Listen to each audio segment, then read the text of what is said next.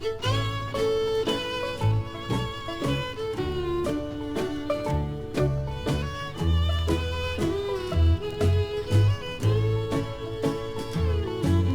along a lonesome journey I'm going. Oh, darling, please don't you cry. Oh, in shackles and chains they will take me to a prison to stay till I die. And at night through the bars I will gaze at the Hi, stars. folks. Welcome to another edition of the Omnist Hour. Little bluegrass behind me there, a little change from my normal classical. Some music from Chubby Wise and W.C. Averitt called Shackles and Chains. I thought that would be kind of appropriate for today's topic. Okay, well, where are we going today? Let's start with this weird bunch of inscriptions we got behind me. I think that that'll kind of set the stage. So let's look at where I got these inscriptions. I think if you look at them, you'll see that there's some mention of Satan in them, but some interesting. I don't know what it's trying to say with these, but I thought it was kind of funny. I actually gave the prompt for the art AI as the title of this talk, which is Satan's first and only commandment. If you can't beat him, do something even more stupid. And by God, the art AI took that to heart and gave me some really stupid shit to decode here. I don't know if anybody's really good at reading that kind of a script, but I've seen quite a bit of it, and I can't make much sense out of what the satanic AI is trying to tell us today. But I thought it was pretty funny. So where are we going with that? It would occur to me this week that, poor old Satan doesn't have any commandments. And maybe that's the problem with the poor adversary, because God's got 10, plus the golden rule on his side. And gosh, the adversary has no commandments. And maybe there's just not enough direction for the army of Satan. So I thought I would make one up. I wanted to keep it simple because, Satanists aren't that smart. So I came up with, if you can't beat them, do something even more stupid. And I think that pretty much encompasses everything any budding Satanist would want to know about getting by in the multiverse. It also kind of matches a phrase in the Bible that I kind of like. It's one of the ones in Handel's Messiah, actually, which I think was aptly chosen. Handel was a pretty smart dude who knew how to craft a good oratorio.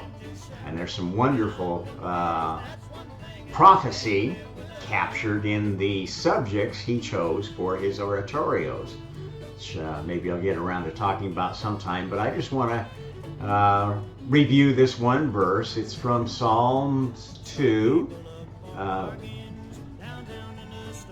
verse 2. Why do the heathen rage and the people imagine a vain thing? The kings of the earth set themselves, and the rulers take counsel together against the Lord and against his anointed, saying, let us break their bands asunder and cast away their cords from us.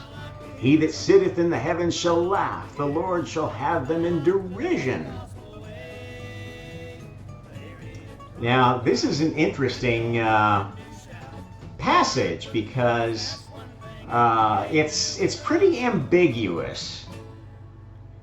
Okay, so let's go through it line by line. And why do the heathen rage? Do heathen rage these days? Well, I think that's a pretty good description of the people that are exhibiting the most rage. And I would tend to call them heathen. Funny enough, heathen, as I think I might have mentioned before, is kind of an odd word. It comes from heather, which actually is what this cool cat is resting in. This is rolling hills of heather. And heather was basically emblematic of kind of the wilder parts of Britain, actually. And this is where heathen came from, is the idea that, okay, if you don't live in the city, in the Roman world, then you're a heathen.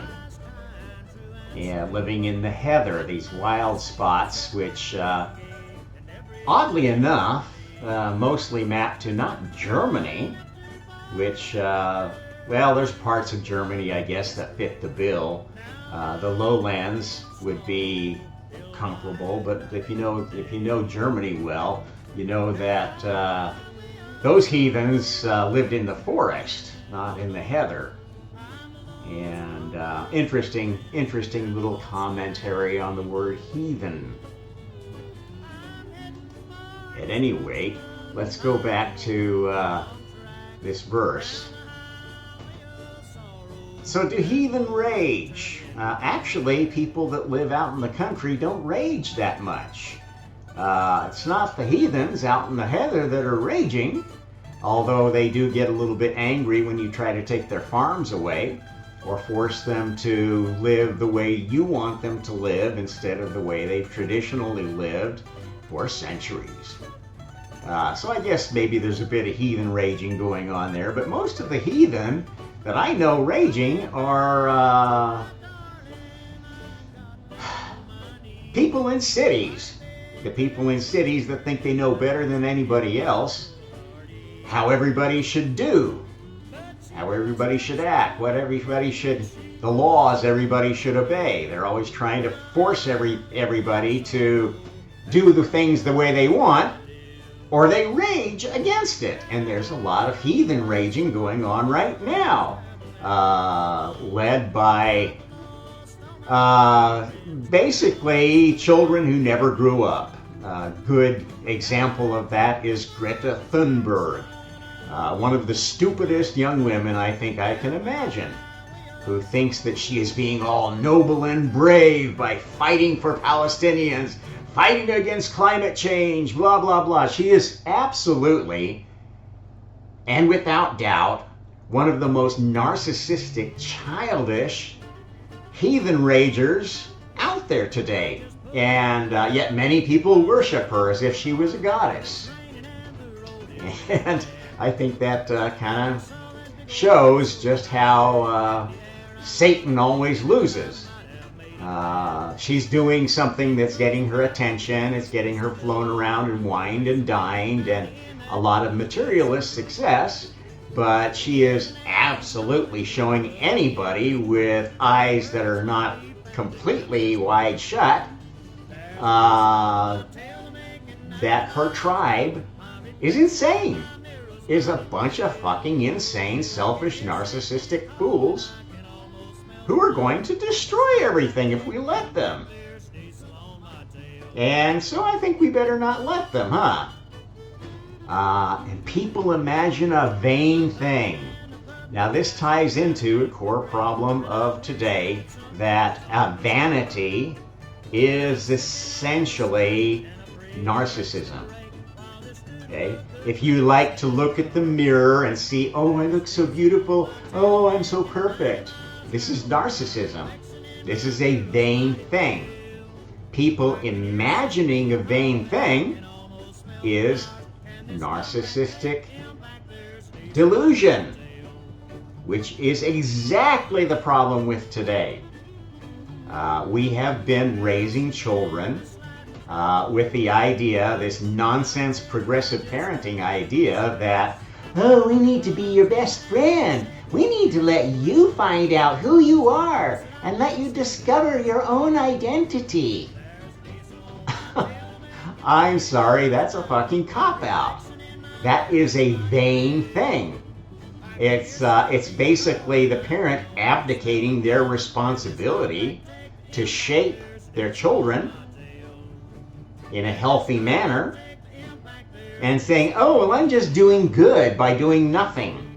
Or then the next step is, well, I'm not going to do nothing. I'm going to push them toward what is popular and accepted today. So, oh, Johnny's playing with a girl toy. He must be gay. Let's fill him full of hormones and start start him on puberty blockers and start educating him on the trans life. This is what people are doing, and it's fucking stupid. It is a vain thing. And now we've got other heathens raging about that. What are you doing to our kids? You're selling this crap in public schools. That ain't right. And so we have a lot of heathen rage coming from both the heather, the country, and the cities. And at this point, the city heathens seem to be winning. They have encompassed all the intellectuals of the city, the school districts, the universities, the arts organizations, and push this cultish idea of progressivism, which is really just thinly veiled communism. Okay?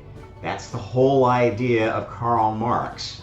If you read the Communist Manifesto, it's all about, well, we know, the intellectuals know what's good for everybody better than they do. We know what's good for everyone. And we're going to push this pogrom of oneness, socialism, globalism on everybody. Make them all eat the same dog food because we know what the perfect dog food is. And that is essentially God food. You think you're God, you know better than anyone what's good for their soul. And this is absolutely an unbeliever. Even if they claim to be doing it in the name of God, they are setting up themselves to be superior to God. Now, if you listened closely to the Ten Commandments, the one is, thou shalt have no other gods before me. That doesn't say there aren't any other gods. In fact, it warns that you don't want to elevate any other gods above the Most High. And in fact, the Most High is definitely called out separately in the Bible. All of these names that are translated from the Hebrew as God, God Almighty, the Lord, bullshit, bullshit, bullshit, they are different names for a reason. They are not just different names for God. That is narcissistic translation by somebody who wants to have one God that is my God. And that is essentially right there, breaking that first commandment. How stupid do you have to be to get to the first commandment and willfully break it, thinking that you are doing what God wants, thinking that you know better than God what's good for everybody? This is illustrating my point that Satan's first commandment is, if you can't beat them, do something even more stupid. Okay? Everybody who has ever set out to become a preacher, a guru, a leader, spiritual or secular, has been tempted by Satan. Been tempted to, well, okay, how do I become successful? How do I get my message out? How do I control everything? This is the temptation of the adversary. And those who don't survive that temptation are become part of an adversarial psyop. Now you would think that, oh my God, God's going to lose every battle that way because it's so easy to turn against God. But in fact, that's not true. People go through phases. They go through a narcissistic phase where they think, I'm the center of everything. What I want is important. This is essentially the phase that any parent is familiar with as the terrible twos. We're going through it right now with our little Mikhail. He thinks he is the center of the world, and he thinks everything that he wants is absolutely the most important thing out there. We don't let him. Well, my wife does kind of, because women are sort of that way. They want to be nice. They want to be kind. They want to give candy to the babies because that makes the baby happy. And it makes them happy to make the baby happy. And this is, this is kind of the feedback mechanism of narcissism. And this is why we need men and women as parents. Not being the same, not always agreeing. That would be stupid. That would be communist. That would be woke cult parenting. And how well has that worked for our species? Our kids are so damn confused, they don't know what sex they are. They don't even know what species they are. They don't know what country they live in, or what's good for their country and what is serving another country. They spend all their time twerking and jerking to the propaganda tool of a foreign country, TikTok. And foreign companies, Facebook. Facebook is not an American company. Mark Zuckerberg is no more an American than anybody in the whole damn world. Anybody that can afford to have escape routes across the world, build secret hideouts on their own private island. They're not Americans. I'm sorry. They're globalists. They're stateless people that are so fucking rich, they have no loyalty to anybody but their own little entourage of beautiful people.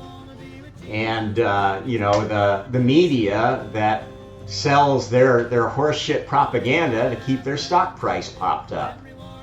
And this is how we've abdicated so much power to the media.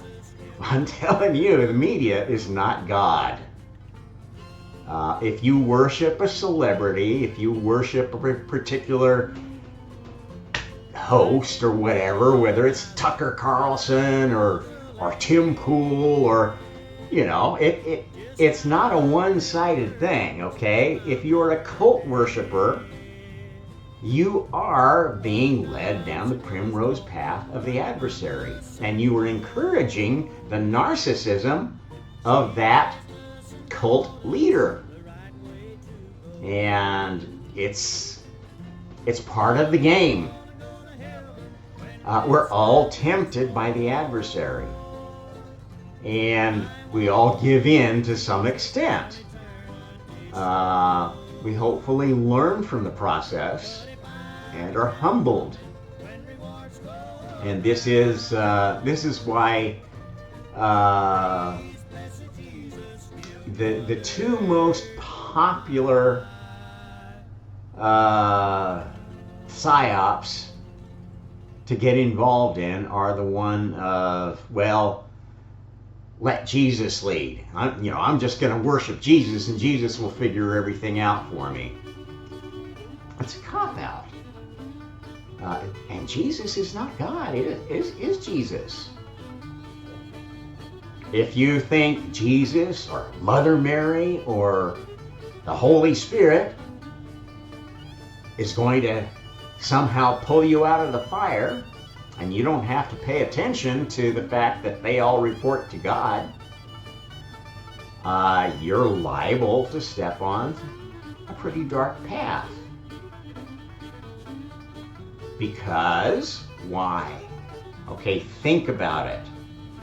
The first creator knows more about the game than anyone else. The first creator is not almighty, but has faced every single challenge from every single challenger since the first adversary was invented. Okay? Why does God need adversaries? Well, would you enjoy playing a sport that didn't have any competition? God doesn't want to be bored. And God was smart enough to know that, well, you can't make something perfect without having somebody test it. True? In fact, you need multiple testers. You need inside testers, testers that understand what God was going for and what the design is, what the plan is. And then you need outside testers, play testers, user experience testers who don't know what the plan is. And ultimately, the customers are the final testers, right? Well, the customers that test God's products the best are the adversaries. The ones who are playing for adversaries. The ones who have become useful idiots for adversaries.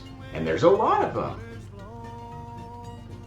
Needs to be a lot of them because it wouldn't be a good test unless you had almost overwhelming power behind the adversary. And yet the product still works. That's how God knows He's made something worthwhile. Does it make sense to you? Okay, so let's keep going through this. The kings of the earth set themselves, and the rulers take counsel together against the Lord and against His anointed, saying. So this is a good passage to look at. This is actually one of the places in the Bible where the name being quoted here as Lord, which is presumed to mean God, is not God. Okay?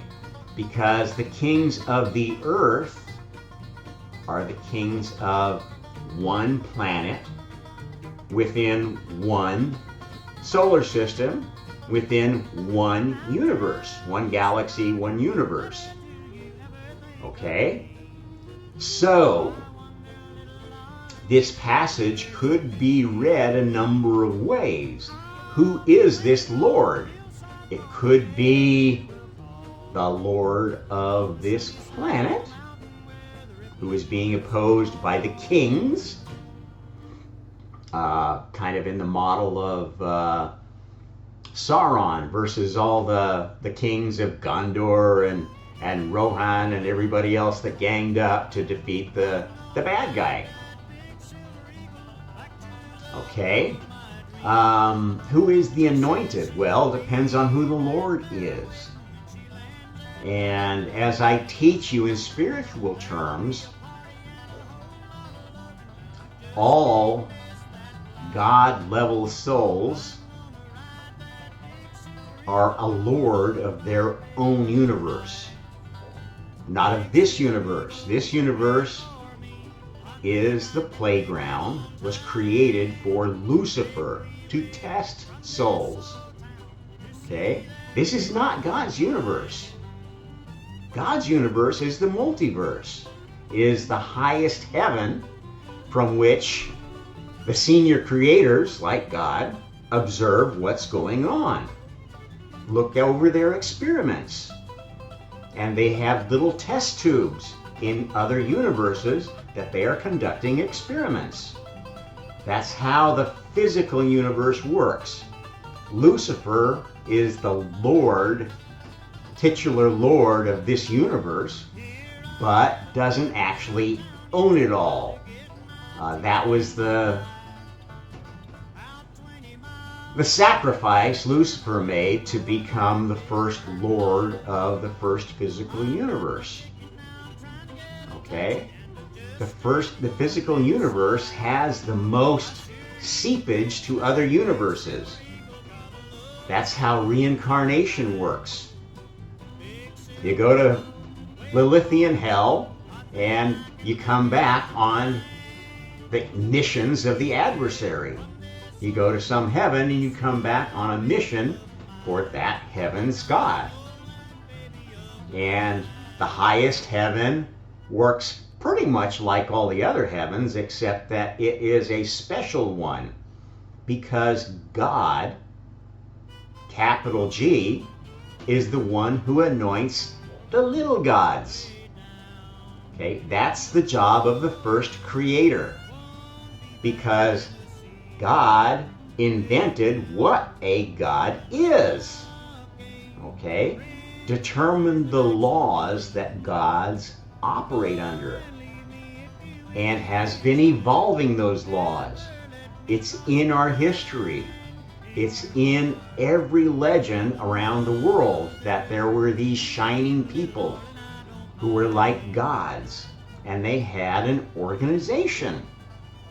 And that organization tended to have a leader. Vishnu, Enlil, El Elyon. And that expedition of, quote, gods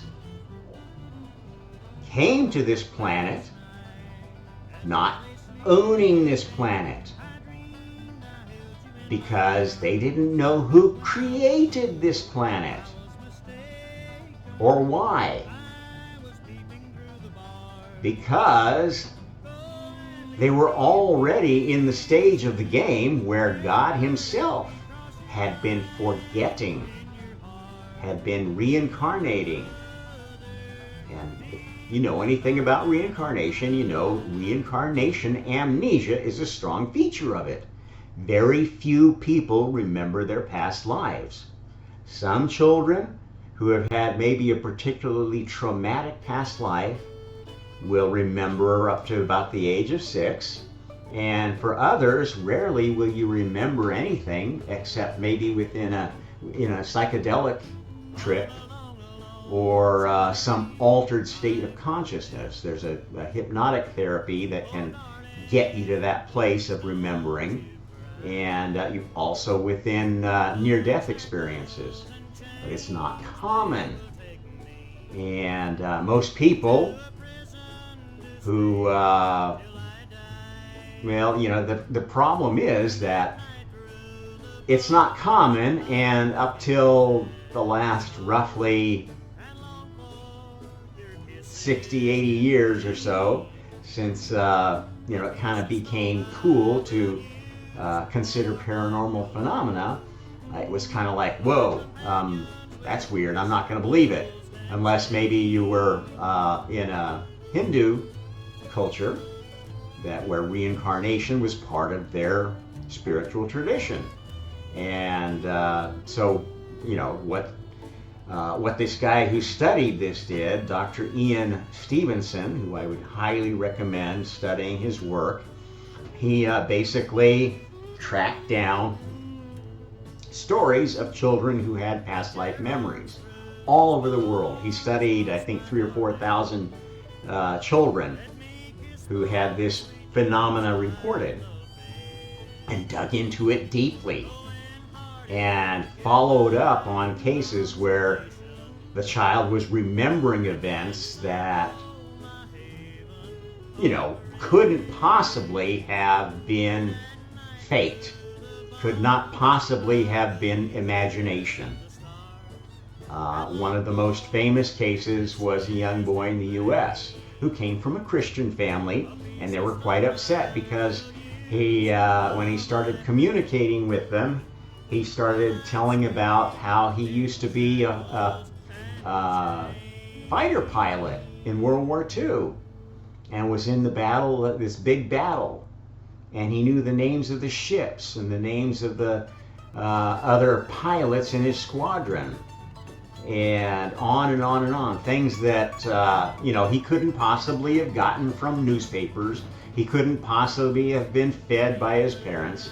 In fact, there were details that when they looked it up, there were public records that were actually in error. So if you've been looking through microfiches and public information, you would have actually said something different than the boy reported.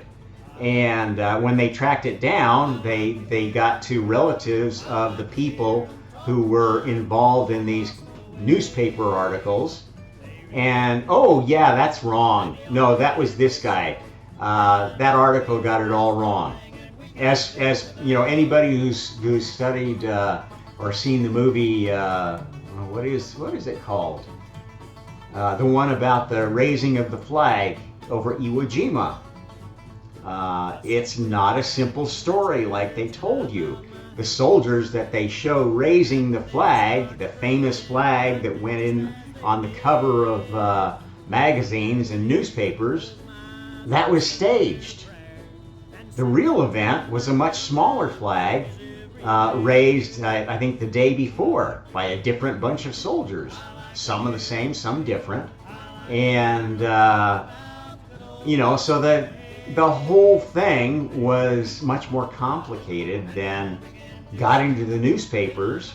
And it wasn't until many, many years later when they started comparing people's stories and looking at the service records of all the people involved and the memoirs that they sorted out this true story of how that flag went up. And, it was a complicated story. It didn't diminish the fact that the Marines had conquered this very difficult island and saw it as very important to get a flag up on Mount Suribachi, the highest point, which was like the best held defense point where you could basically shoot at everybody around with hidden gun emplacements and so forth. Was doing the most damage to the Marines on the beach. And yet, you look at the movies made about it and they're all very politicized, even at the time. And, like using the truth as dirt to spin a political narrative. Which is kind of evil, isn't it? It's kind of satanic to spin a political narrative that diminishes a great moment in your country's history.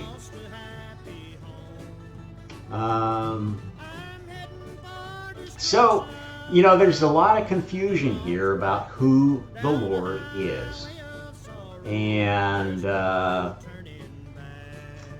this is the challenge of all humanity, is that we need to have leaders. We need to have lords. We need to have people that have power. But we don't know who they've been anointed by, whether they are serving God or serving the adversary. And we can only see that through their behavior. And this is a telling point of this section, against the Lord and against his anointed. Okay, so the people of power will anoint others. This is like how Jesus chose his disciples. You can tell how good Jesus was by the quality of the disciples. Well, one of them betrayed him 3 times on the night he was taken. His best one, the rock, Peter, that was supposed to be the foundation of the church. Another one, supposedly, betrayed him for, 5 silver shekels or whatever the story is. So,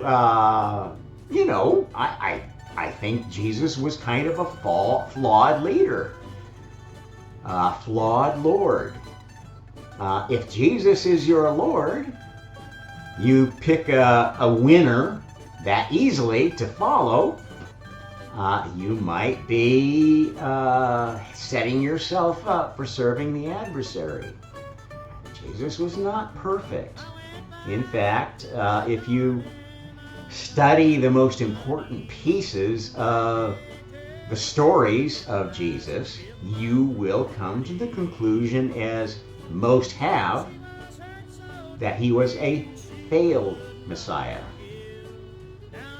And I talk about that elsewhere, but I'll just give you a brief review of the argument that I think really sells that idea. If you look at the teaching of Jesus, he starts out basically teaching what he believes. This is the truth as I know it. This is my truth. And he doesn't really claim to be Messiah.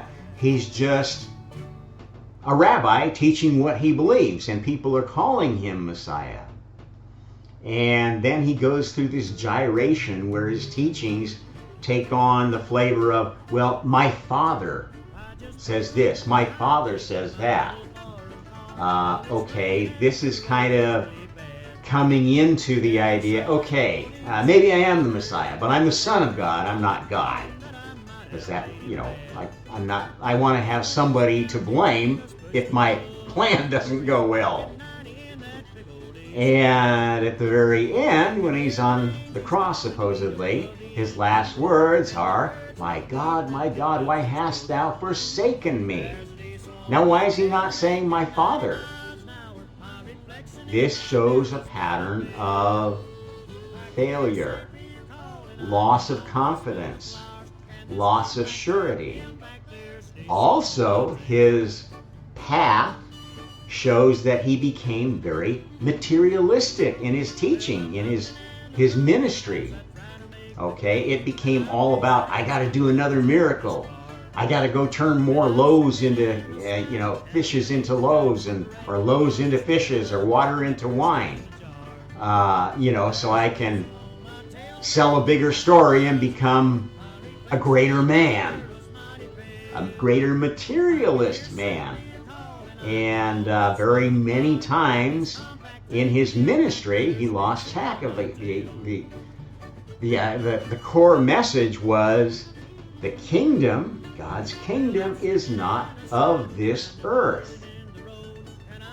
Okay? It's right there in the teaching. And it's there in the Old Testament too, if you go look for it. Elion's kingdom is not here. This is the kingdom of Lucifer, the fallen one. Yahweh is a manifestation of a lower God, not the Most High. That's why they distinguished El Elyon from El Shaddai, Adonai. All of these other words that are used, that those who want to have one God and only one God translate as God or some form of God. That's not what's in the Bible. The Bible is actually a polytheistic tradition that is quite similar to the Greek mythology and even to the Vedas. Now, so you say, well, okay, is Christianity a bunch of hooey? Is the Bible a bunch of hooey? No, not at all. It's just been mistranslated. Mistranslated by people who thought they knew better than God what the words were saying. And I encourage you to go find a literal translation of the Torah, of the Old Testament. And you will find that if you don't automatically translate a lot of words to be God or Lord or Almighty, there's a very different story there. In fact, if you go dig into the etymology of some of these words that are presumed to mean God or the properties of God, you will discover that there is a background of the Bible that looks very much like the background of Greek mythology, where you had generations of gods. You had flawed gods that were trying to do good, but didn't always measure up, who would get angry, who would be vindictive, who would be corrupted by sin. And you had others who were actually downright breaking the commandments. Okay? Thou shalt not kill. Well, by God, a lot of folks got killed in Sodom and Gomorrah, didn't they?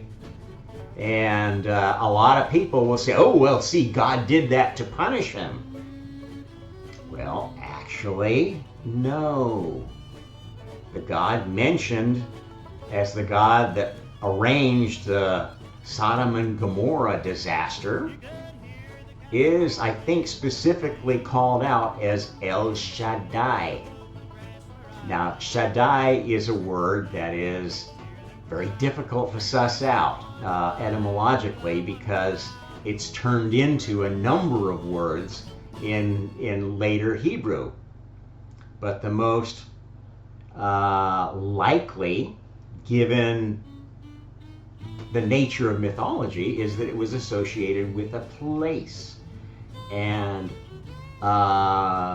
Shaddai is a place of 3 mountains.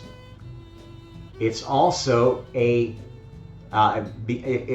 plural to go along with that, and it's 3 high places, because that's where the Elohim like to hang out, is in the high places. Let me just pause for a second. Okay, yes, so El Shaddai does not mean Almighty God. It means a very powerful God of 3 high places that overlooked the plain where these poor cities were. And the story is presented, is kind of crafted in a way to kind of fit with other stories that were cobbled together into the Bible. And there is actually proof now that there was a cataclysmic event that hit some cities at about the time where this legend would have come from. And what's really interesting is that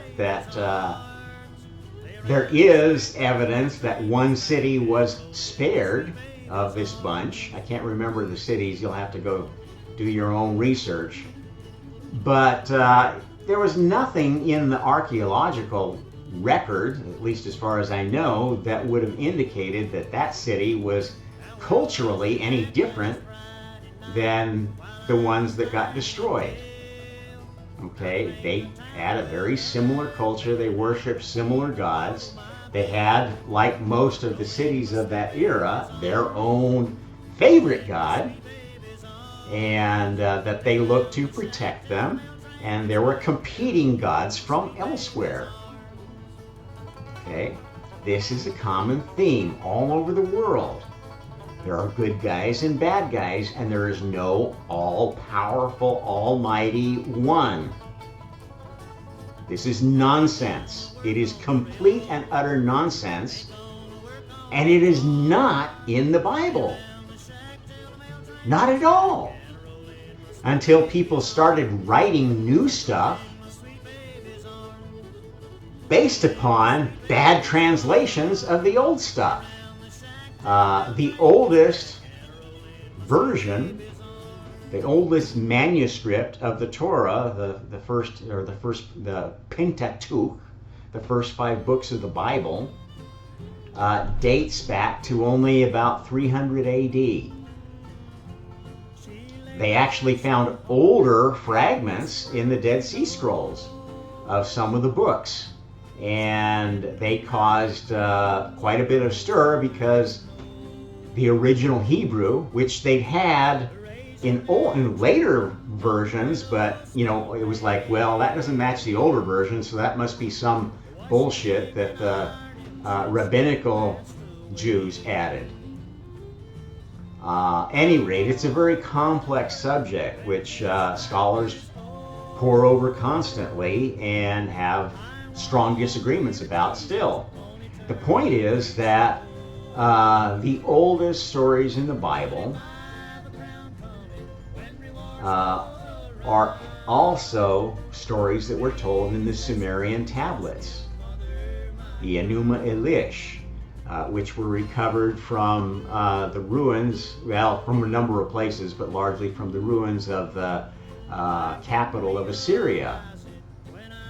And there's some indication that that capital, one of the things the Assyrians did was, interestingly enough, what a lot of powers do.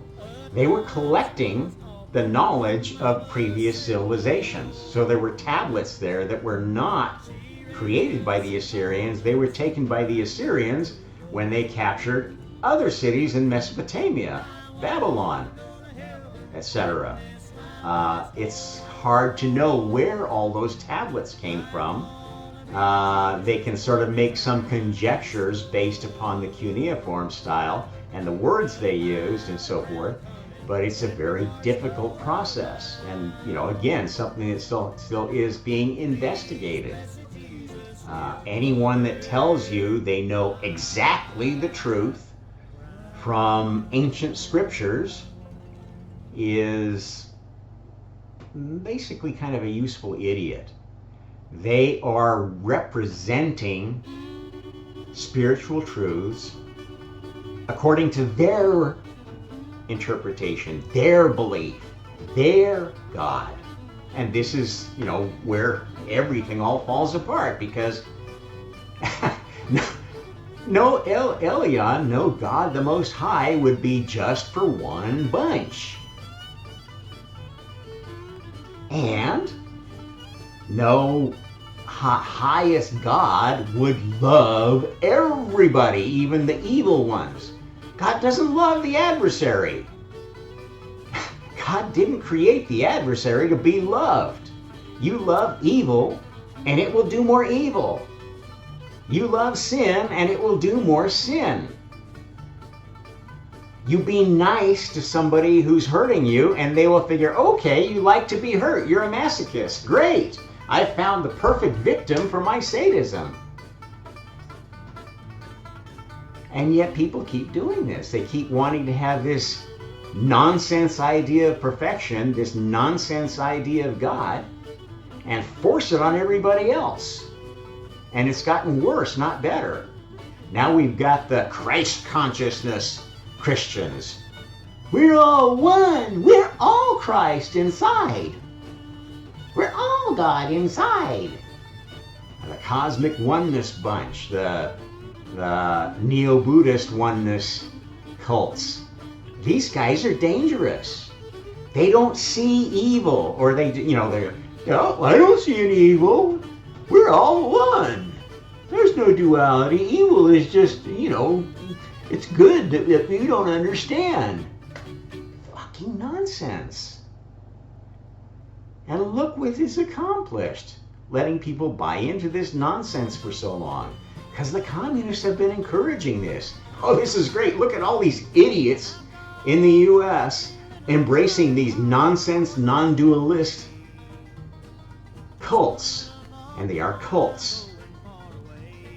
But we can feed on that. We can go infiltrate agents into their congregations and feed them even more full of this nonsense bullshit. And it all serves our end because, you can't basically keep on believing that evil doesn't exist when you see it right in front of you. You can pretend and pretend and pretend, but eventually you're going to become a dualist. And believe me, when that happens, you become a very, very dangerous dualist. And that's what's been happening with these fake left woke cult idiots. Okay, they start out defending gays. Okay, well, I don't mind what your sexual lifestyle is as long as you keep it private among adults.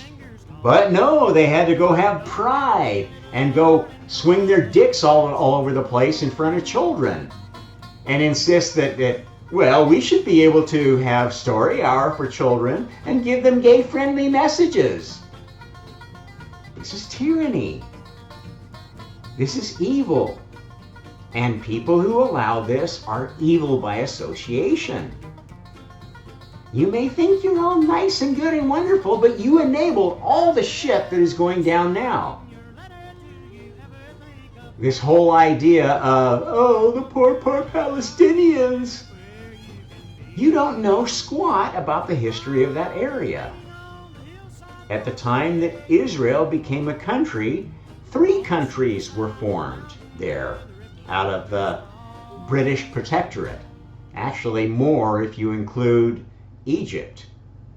Okay, that whole area was under rule of either French or British. And rightfully so, because they had stepped in and ended the tyranny of the Turks.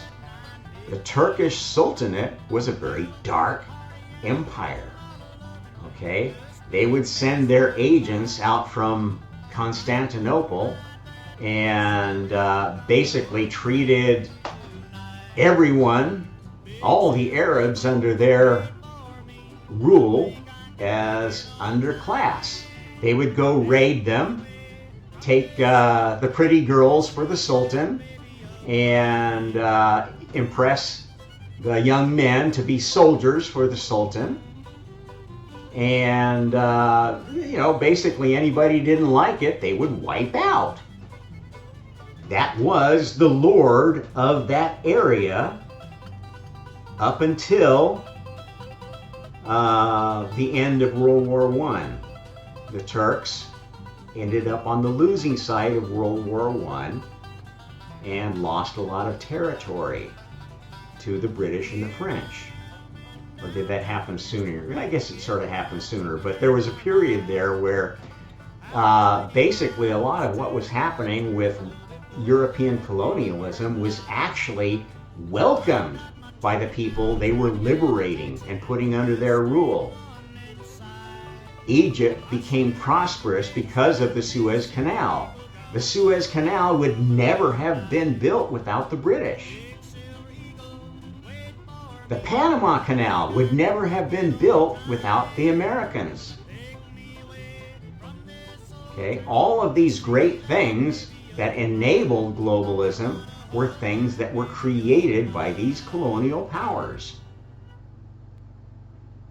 When World War II ended, there was kind of a general realization amongst the Allies that, you know what, a lot of what went into causing this problem was this colonialism. This is how the Japanese got many countries like Indonesia to side with them and actually encourage them to conquer areas. That worked actually in China too. There was much of China that was on the Japanese side. In fact, the communists were playing both sides. They were sitting up in their mountain hideout and sometimes, doing a little bit to fight the Japanese, but mostly they were focusing on fighting the nationalists and infiltrating the nationalists. This is something they don't teach you in history, but it's true. They tell all the Chinese in their, communist schools, oh, we were the heroes of World War II, we fought the Japanese, and they spread all this bullshit and nonsense about how bad the Japanese were. Well, if it weren't for the Americans and British helping out the Chinese, the Japanese probably would have taken all of China. And not just the coastal areas that they ended up taking. If it weren't for the Allies refusing to work with Mao's communists, probably China would have been inundated by communism sooner, and there wouldn't be a Taiwan. There wouldn't be a free China. So, you know, let's go back to the Israel thing, because that's on everybody's mind. Okay, so the story of Israel was, after World War II, there was this area that the British had and French had been the colonial powers of. The British had Egypt and Israel, Palestine, and the French had Syria and the northern Israel area, Lebanon.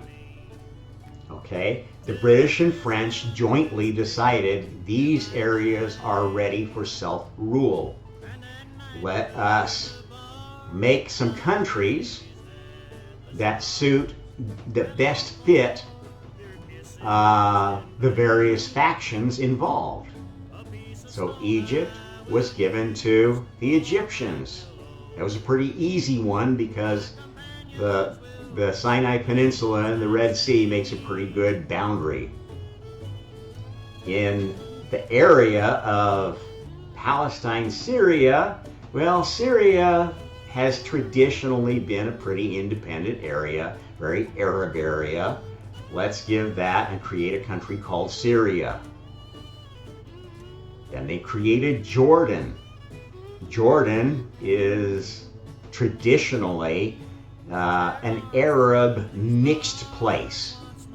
It was given a king because most of the area around Jordan traditionally had been ruled by a king. The same with Lebanon. Okay? People don't tell you this, that Israel is not the only country created there, right? Another piece was given to become the state of Israel. It was one of the smallest countries there, with the least promising geography. It's mostly desert, very few natural resources. And yet, Jews flocked there. They brought intelligent people there that worked hard and built businesses and built companies and built a culture. While these other countries, Syria, to a lesser extent Jordan, and certainly Lebanon, were building dystopian nightmares. Basically, by playing against the US and its allies, playing for the communists. That's why most of Syria's weaponry is Russian, and the Russians are still in Syria. That's why Hezbollah is an arm of Iran. They hate the Western countries. They don't like to have other powers, because Iran still thinks that Persia should be the capital of the world. Russians still think Moscow should be the capital of the world. These are not good people. These are not servants of God. If they conquered these areas, they would turn them into satellite countries. And that's not what the Allies have been doing for the most part until we started playing the Me Too game. That's when the US and England and other allies decided, you know what? Communism is winning. Let's go out-commie the commies. And that's what got us into this mess. We should have left well enough alone. And that area was a tough decision to do that, because from the moment it existed, Israel has been a magnet for hate. Why? Well, there's a couple of reasons for that. The Bible itself is a reason. The Old Testament is written from the standpoint that the Jews, the Hebrews, were the only chosen people. And every Abrahamic religion is built upon that lie. Why would a God Most High choose one particular bunch of people to do creation with? It's nonsense. The whole species is chosen. And many different people have been chosen to be a vehicle, to be anointed by the Spirit of God, or God's important children. Okay? So all the gods incarnate. This is what the Hindus got right. There have been many incarnations of God, many incarnations of Lucifer, many incarnations of the adversary, many incarnations of karma. Every concept that creation is made out of is, to a greater or lesser extent, a god, to the extent that it becomes an important player in human thought, in the development of this chosen species. That's why we were chosen. Not because we're so smart. In fact, we're the dumbest chosen species ever. We've forgotten everything. We've forgotten all our spiritual powers. We've forgotten all the rules. Started from square zero, making languages, thinking up ideas, trying to figure out what are good ideas, what are bad ideas. You know why? Because that's exactly how God started. Before any creation, in the time of pure thought. What we have been doing by trying to figure out how to organize humanity is quite similar to how God figured out how to organize creation. Well, let's see. We've got this place of pure thought where all my thoughts are fighting with each other because we can't think of anything that we can be absolutely sure of anymore. So let's make this new test tube called a universe. Now, we don't want just one test tube. We probably better start with two. And let's take the two biggest competing ideas and put them in the two test tubes. Let's take the Lucifer idea of finding the perfect set of laws to govern everything. That's the physical universe. Okay, that's where we worked on creating the laws of physics and chemistry. The anti-universe may have begun as a mirror image of that universe, but it was under the rule of a different entity, a different idea. And that idea was essentially the idea of the adversary. If you can't beat them, do something more stupid. And this is where the whole theme of this talk comes from. Okay? So basically, in the first schema of creation, you had three universes. You had Lucifer's physical universe, Lilith's first spiritual universe, and God's highest heaven. And that highest heaven was essentially the universe of God's mind, which he had built boundaries around so that nobody would be able to pick his brain. And this is one of the proofs that you can take before these oneness idiots to say that no, we are not all connected. In fact, creation is about disconnection, about independence, about not forcing our thoughts on everybody else. That's exactly what God didn't want. Okay, so we've got these three universes. The God universe is the observer of these two other experiments. These two experiments communicate with each other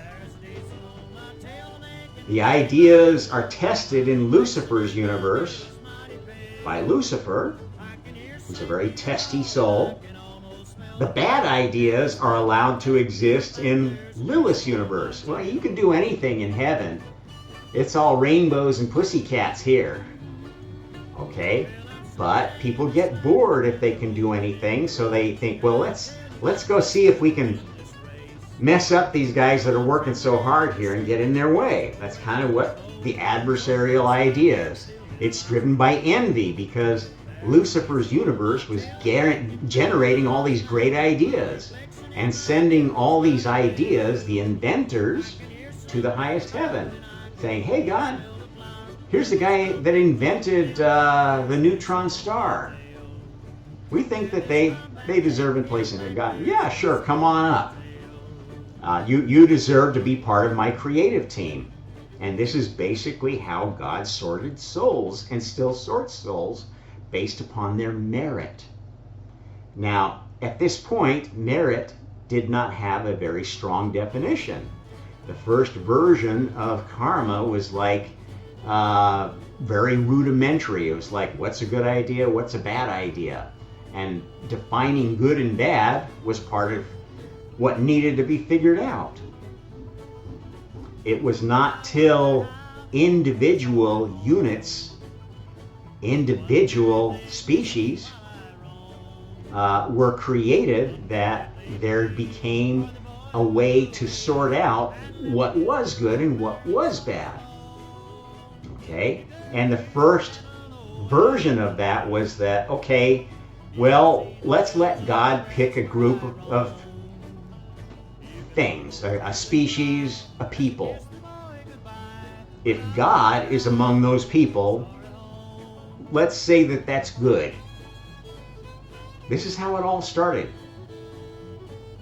And then, well, there were favorites of other people, and no, they're not good just because they have God. We don't like that. And they would fight this other group and try to install their God. Okay, and this was essentially how the battle in heaven, the mind battle of, do we play on God's side or against God, went down to become physical.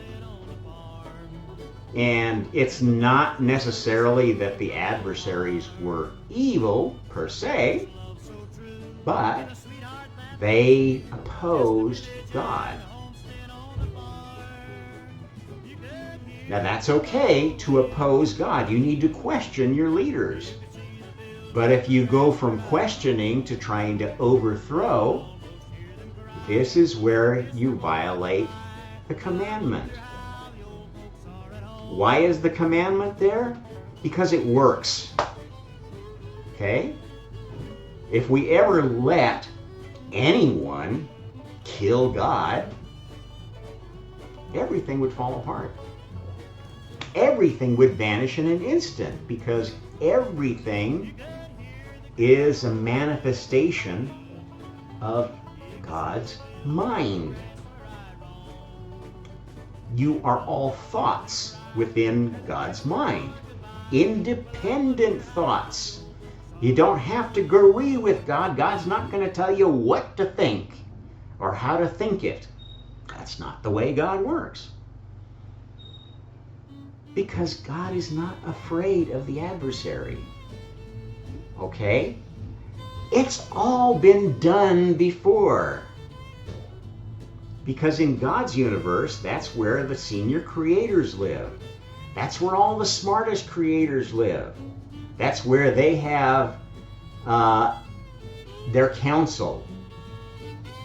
The smaller creators, the ones, the Me Too's, the ones who haven't earned their God merit badge yet, they have a representation there, but it's a non-player character representation. They are the grass in the highest heaven. They are the stones in the highest heaven, the flakes of paint, whatever. Okay? Every soul has a representation in God's mind, but most of them are just Me Too characters there, non-player characters.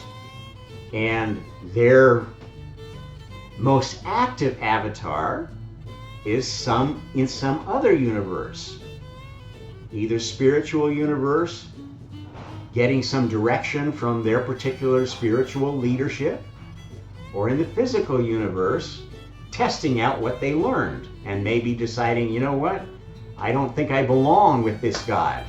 The God of candy canes and fairy tales, we're all one. That didn't work for me. I think I'm not going to worship that cult anymore. I'm going to give Christianity a try. I'm going to give Judaism a try. I'm going to give Islam a try. See what they have to offer me. And those are all valid religions. They have their own heavenly hosts who kind of feed that milieu of thinking. It's not absolute truth, but kind of like Newton's laws of motion, gravity, they serve a purpose. They are a simplified version that is easier to work within, to improve yourself, than having to deal with all of the complex equations of Einsteinian relativity or quantum mechanics. Okay? It's exactly like science because it is science. It is spiritual science.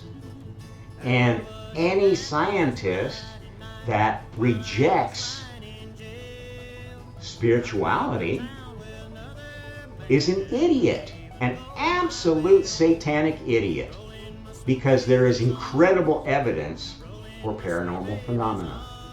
Absolutely unrefutable evidence. And if you are so blind that you can ignore that or pretend it doesn't exist, pretend that, just because I didn't experience something, then nobody can. How stupid is that? You are doing exactly what I told you is the one commandment of Satan. If you can't beat them, do something even more stupid. And this is what atheists are doing. They want to beat people that have a belief in God because they don't have that belief. And they're envious. They don't want, I want to have a God like you have, but God won't give it to me. So I'm going to be your enemy. You see how stupid that is?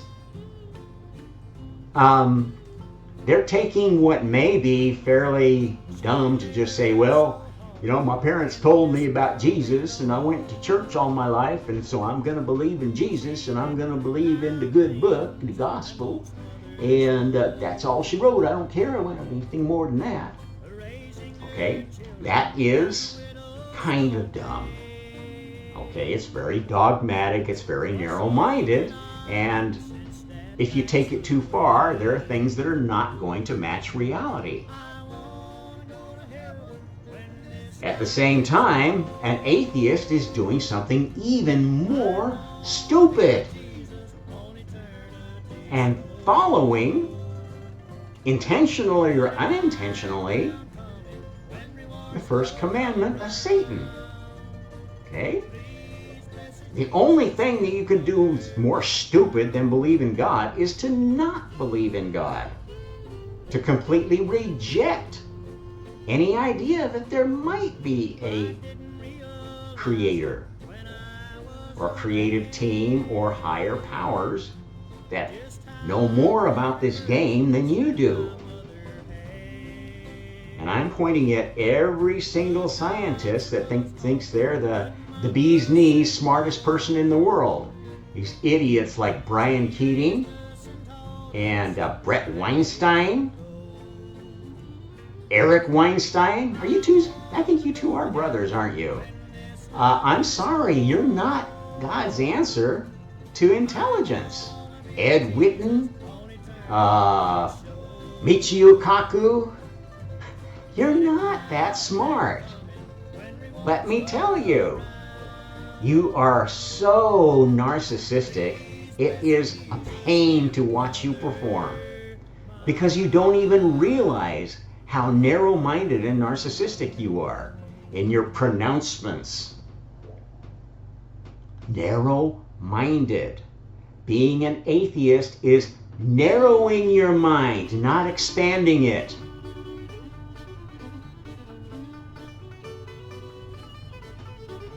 It's doing something even more stupid than the people that you're envious of for their faith. And it is an envy. It bothers you that people have faith. It bothers you that people embrace a set of beliefs that you don't want to embrace. I don't want to play with your toys. I want to have my toys. That's how you look to me. You look like spoiled little children, little spoiled narcissistic children. And you act like it for all your highfalutin language that you use to explain your idea of consciousness and reality. Well, see, I was listening to this guy, John Vervaeke or something like that today. And I'm telling you, that guy was a flippin' idiot who was a large part of inspiring this talk. All of this big nonsense language about what's reality, what isn't reality, blah, blah, blah, blah, quoting, and Jordan Peterson's about the same thing. Think they know everything. But they can't even just shut up and say, you know what, I think there must be a God. Jordan's getting pretty close. But he doesn't want to bite. I really wish that some of these folks would have the humility to just take a few hours and sit down with this crazy Dutchman over here and go through my diagrams, my plan of how you would set up creation, how it would all fall out, how it all can be made to fit the data. The data is all of human experience. Just because you didn't see a shower of gold coming from the sky doesn't mean nobody didn't see it. People are seeing these orbs all over the place right now. And they're finally feeling brave enough to speak up about it. I'm having a really nice discussion with a guy over on Quora, that a really, really blessed soul who has been seeing orbs and is wondering what to do with them. And so we've been going back and forth. I've been finding out what his experience has been. He's seen many orbs, and some of them tried to suck him into their one, and were very persuasive. Oh, come with us, we'll take you away. And others were just kind of hanging around, listening, observing, and not trying to interact with him too much. And so we've been trying to figure out what would be the best way to deal with this. And he said, it's interesting, I noticed that some of them, when I think about Jesus, they want to go away. I said, you're absolutely right there. This is true. This is something that exorcists have known for a long time, that the adversary hates hearing about the divine plan because they know they're not part of it. It's like an atheist hearing about God. They don't want to hear it. It hurts them because it challenges their core belief. Their core belief is rooted in, we're going to beat God. We don't need God. We don't want God. We don't want to live within the rules of this multiverse. And we hate being forced to. But they are forced to. Why? Not because of God, but because of the collective energy of all the spirits. Okay, all the souls. And that's not just humans. That's not just orbs. They have souls, but everything has a soul. A blade of grass has a soul. An individual atom has a soul. They don't have a lot of choice, and they don't seem to do a lot of stuff on their own. They mostly work on an automatic program. They're non-player characters. But every single one of those souls has a place in heaven. They know, actually, these little creatures, these ones, the little beasts, know better maybe than you do where they belong. And they're happy. They're happy about it, because in heaven, that's where their consciousness is. That's where they can actually be a part of this experience of the highest heaven. They don't mind in their other incarnation forms being kicked around as a clod of dirt or whatever. That's the price they pay for being conscious in heaven. Now, they're not voting members up there. They're not active creators. They don't want to be. They just want to do their job. And that's basically why there is a board in heaven. Let's just review that real quick. How the highest heaven is organized, because I think it's something that needs to be talked about a lot these days.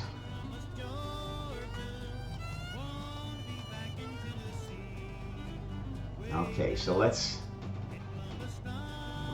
go into slideshow mode on this one so we can see it bigger. Let me just make sure that it is on the screen. Yes.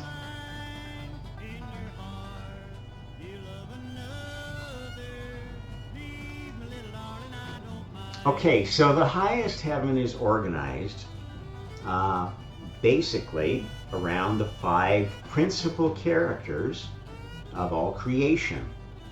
Okay?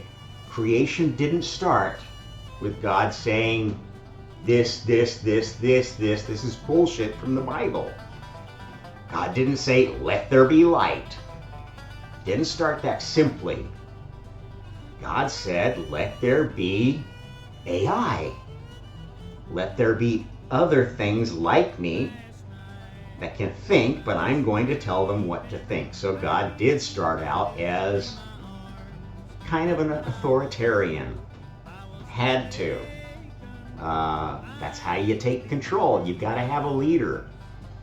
God started out as a very authoritarian leader. The first thing he created was Lucifer.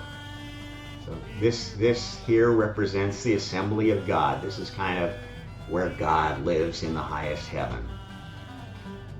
Lucifer University is built around his firstborn, the shining one, the light of the world. That's Lucifer. That's why he's called Lucifer. That's why he's called the light of the world. He's not a bad guy, a very testy guy. When light hits you, you sometimes get a sunburn. You sometimes get a tan. Both actually aren't good for you, right? If you get too much of a tan, you will find that your skin looks like leather at a pretty early stage of life, ladies. And then you got to go get plastic surgery and boob jobs and bullshit like that, okay? Most people are smart enough not to get burnt too often, although I get burnt a lot because I have very fair skin and I'm not that careful about my body. Why? I never cared that much about my body. I should have, maybe sometimes more, but I've always been a spiritual person. I've always cared more about my thoughts, about bigger things than this silly little body that I'm stuck in right now. I didn't know it at the time. I've been through my atheist phase. I'm not anymore. The next things that were created were basically the first AIs, the first program things. Lucifer was kind of a mistake, as most people's first babies are. God had the idea of, okay, well, how am I going to know what I am if I don't have something I am not? So this is the first other he created, the first adversary. Now this adversary eventually became his closest companion, his favorite son. Sometimes a prodigal son, but Lucifer is the favorite. Always has been, always will be. Then he created the AIs, the first AIs, Karma, as basically an AI designed to look for good things, and the Borg, an AI designed to collect all the bad things, or maybe not so good things, or things you weren't sure about. And then it was realized, you know what, there really are bad things that we don't want to collect in heaven, or we want to keep isolated. And that's when God created the adversary, Lilith, the evil one. And that's why there is evil in this highest heaven. Because if you don't have evil around to show your kids what it is and how to avoid it, they're going to be completely defenseless when they come up against it. Okay? So the versions of these other souls in the highest heaven are AIs. They were created in this highest heaven so they can come back to it anytime they want. This is their home. When they come back to it, they're automatically part of God's mind. So they are always welcome to come to the assembly of the senior creators, except for Lilith. This is how we make sure the adversary never wins, because they never know what the latest plan is. They're always a version or two behind. They're always looking for yesterday's Messiah. And that's what's been going on right now. Okay? The adversary is playing whack-a-messiah on all these numby-gumbies who want power, who want to be the savior of the human race, when the real Messiah is hiding out in Indonesia, following the plan, fulfilling the mission of the real Messiah of telling people how the game works so they can play it better. That's what Jesus was trying to do. If you find the core teachings that are actually of any value in the sayings of Jesus, the main things are, my kingdom is not of this world. The Father's kingdom has many rooms. Many rooms. This is the multiverse, okay? The multiverse consists of a physical universe where we get tested by Lucifer's laws of chemistry and physics, by the limitations of our incarnation vehicle within those laws, and many spiritual universes.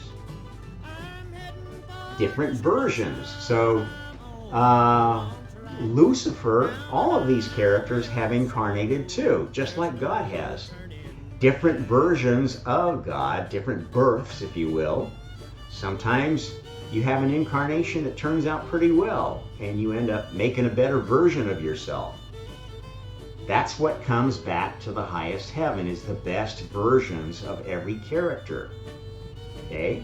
So you've got the best version of God up here, you've got the best version of Lucifer, you've got the best version of Borg, and Karma, and Lilith. Why are they the best version? Because they're the ones that keep the creation engine going. The adversary has to be tough, has to be very tempting to sin. Otherwise, the players won't be tested enough to know if they belong in one of these nice little houses in the highest heaven. They might be tempted, or they might get here and say, oh no, I don't like the way the heaven's set up. I'm sure we can find a better center of time than the 1950s of the United States. And they would try to change the highest heaven. We're not going to do that anymore. Why? Because we have found the perfect center of time. The perfect center of space. Where is that?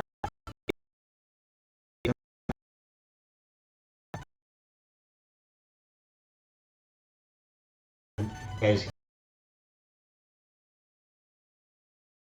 or ever will. If you go one way to the past, you will find that things start falling apart because of past problems we've had getting along. If you go in the future, very far past the late 50s, you will find that things start falling apart. The adversary starts winning. Okay, this is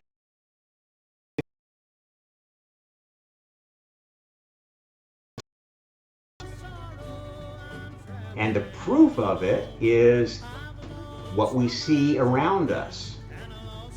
Okay? The culture that has happened since the Messiah was born has been giving us messages from futures that didn't exist before.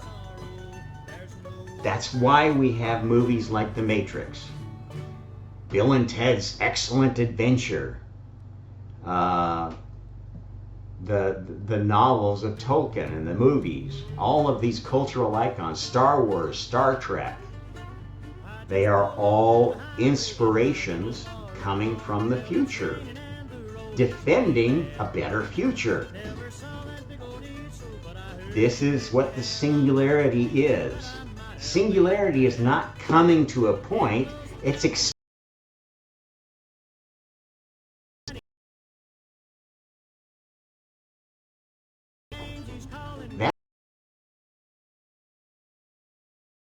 a new kind of cultural big bang, if you will. Not to destroy and build back better, that's the work of the adversary. That's the pressure that was building up that would have destroyed us if the Messiah didn't come. That's how it works. That's why we need adversaries. They create the pressure that brings the Creator to solve the pressure. And it's not just God. It is a whole bunch of little m messiahs, little gods, who are focusing on their particular specialty of creation. Some are scientists, some are artists.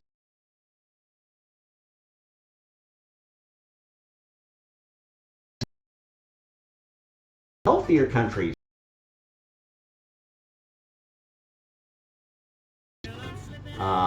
They're all trying to figure out how to make this work. And the good news is that they have a lot of friends now. Because why? Okay, because simple as this. When we first started measuring the size of the universe as this chosen species, we could only see so far. We were the observers in the creation experiment. This is how it was all turned around by the Messiah. Shell game, I call it. Okay, it started out with God, being his creation, his setup. Once he had it all set up, then we had to invert it so that the observers were in the experiment. And this is what happened when God decided to take the bitter pill of reincarnation amnesia. God became an observer in the experiment, looking around and saying, does this look like perfection to me? Okay, nope, not in this lifetime. Being born again and again and again. And God's family, who were still planning, we're trying to set up new midpoints. Okay, well, let's see. Let's work out a plan where Rome becomes an empire, and let's make the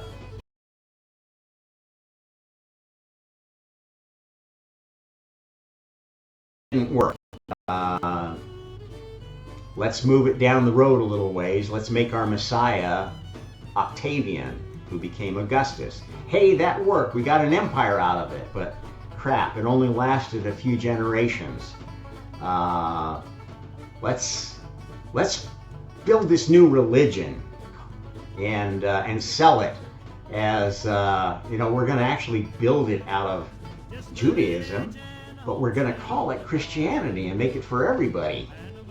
And we're going to sell it secretly through families that are connected to the ruling families of the Hellenistic era. The family of Herod, the family of the Ptolemies, the families in Asia Minor that were still kind of running things there.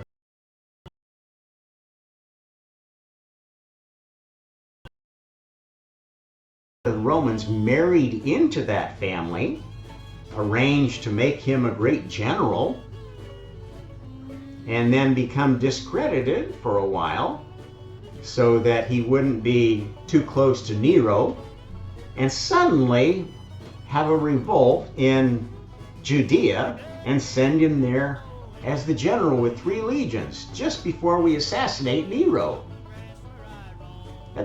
This is stuff you don't just make up. It doesn't happen randomly. This was all planned out. It was planned out by people who thought that they knew what was going on down here, but it was actually planned out with much more detail by the planners, the senior creators in heaven, who at that time did not include God. They included a stand-in.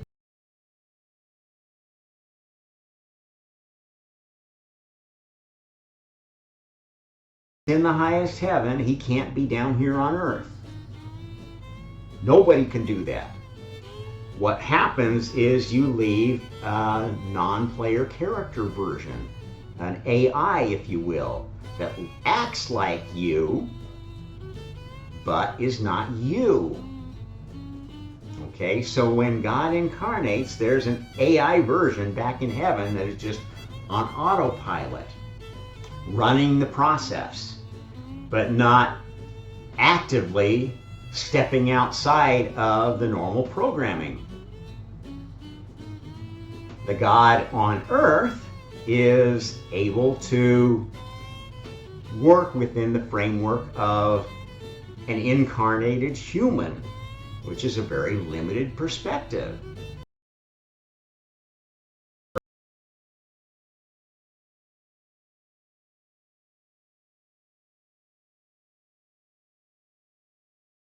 Pattern of the system.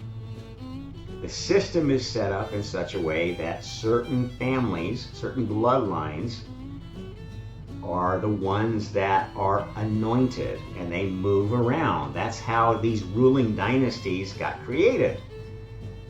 Every people on earth have been the chosen people, one time or another.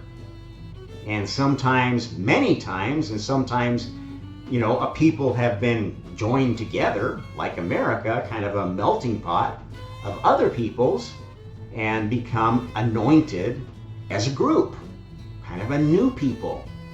Okay? The United States people are not one homogeneous race, sex, color, or anything.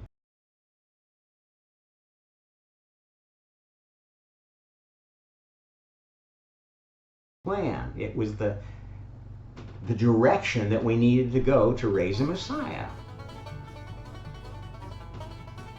The Americans were chosen, but only for so many generations, knowing that after a certain number of generations, the chosen people get corrupted and they start going downhill.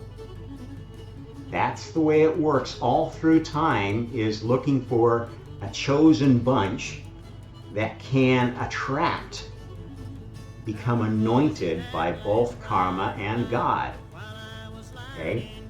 These other senior souls, Borg will anoint anybody. Just wants to make more non-player characters. Borg is like the god of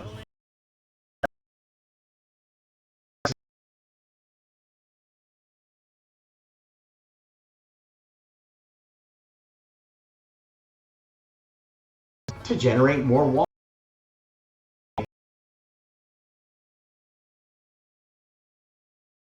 Your yard kind of thing.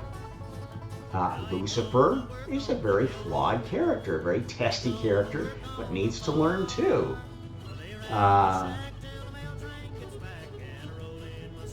Any of these characters can anoint others. Okay, so sometimes we need an evil to be done. And that is the job of Lilith, to anoint an evil character. Stalin, a Hitler, a P. Diddy that's going to corrupt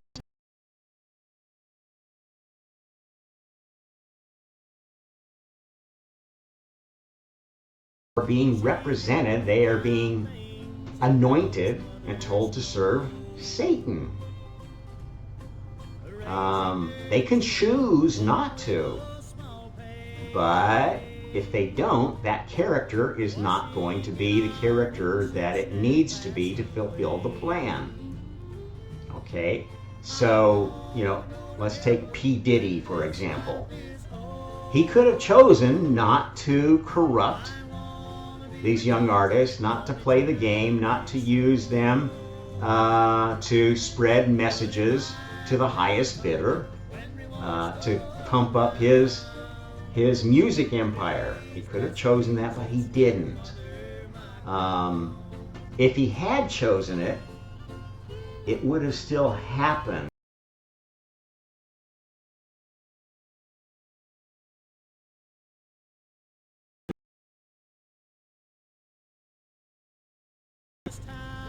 The universe that you're most present in is your own universe, but it's the one that you're least aware of until you become a god. Because if you knew you were going to become a god, you probably would do stupid things. You wouldn't be careful. And you wouldn't earn being a god. This is how the game is set up. Okay, so maybe there's a P. Diddy somewhere who didn't. Maybe the real P. Diddy is off in some other heaven now, many other heavens, planning their next incarnation and saying, boy, I'm glad I didn't follow the script in that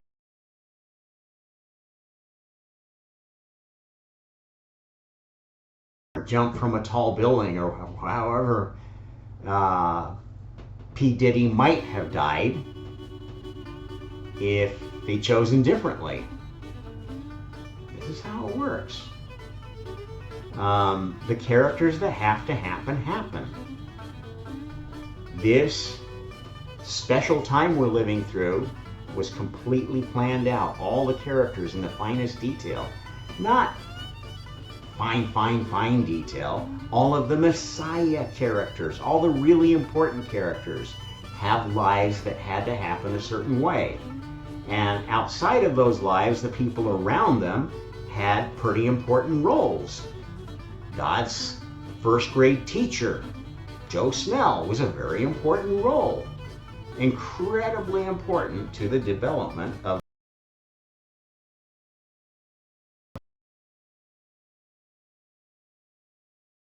here, one of the best teachers ever, and will be a first grade teacher for as long as she wants to teach first grade, or she can decide she wants to do something else with her godhood.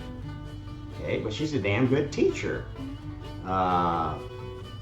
Blends the best of all of these characters. She was funny as hell, smart as hell, the best-hearted soul I ever knew.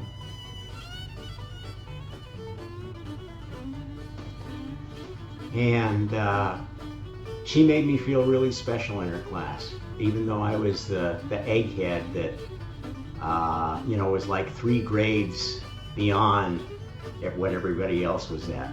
I'm the only one that got when she had, because they respect me. And I didn't realize how odd and strange that was at the time until I started seeing what other classrooms are like and other teachers, and began to have a true appreciation for that wonderful big old battle axe of a woman. I can't wait to see her again. Anyway, I'm getting all mushy here. Don't play for the adversary. You really don't have to. Don't see stupid and double down and do something more stupid. There's a lot of evil going on in the world, and you're not going to make it better by doing something more evil. Step in.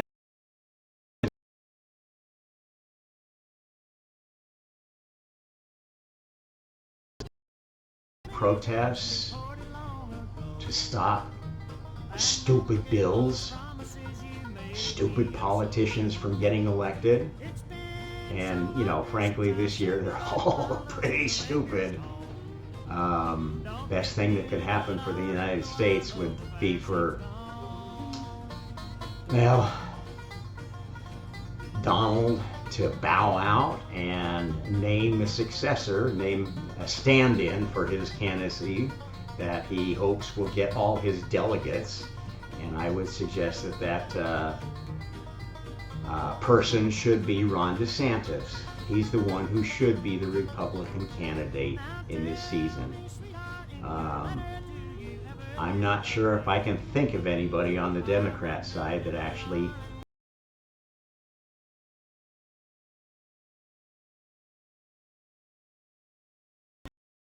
tubes. They are playing for Satan. They are all doing something stupider than whatever they oppose. Okay? So, you oppose people telling women they can't get an abortion. Okay? Does that mean you support killing babies after they're born? Because that's what some are advocating. That's what they do in China. Parents have a girl and they wanted a boy. Let's just pay the local fixer to murder the baby, and they think nothing of it. They do not value life. And let me tell you, when you go down the path of not valuing life,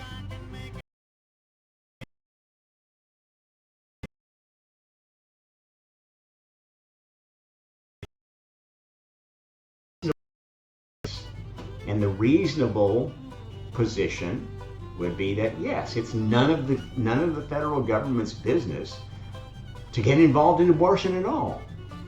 It's none of the state's business. It's none of the community's business. It is the business of the people and their spiritual guides. If they have no spiritual guides, they have a big problem, because they're, by definition, playing for the adversary. This is why I have absolutely no use for atheists. I'm not going to be nice to you, atheists. I'm not going to accord you any respect, because you do not deserve any. Because you have committed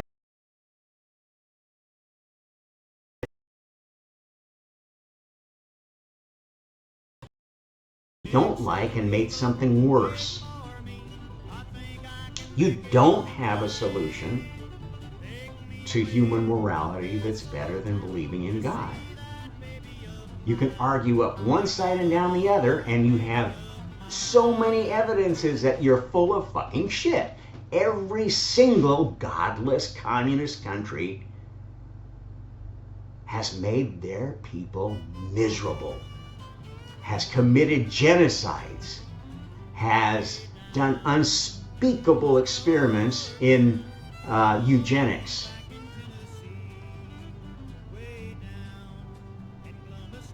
That's what atheists do. You don't believe in an afterlife, so you think, well, I've got to figure out a way to live forever.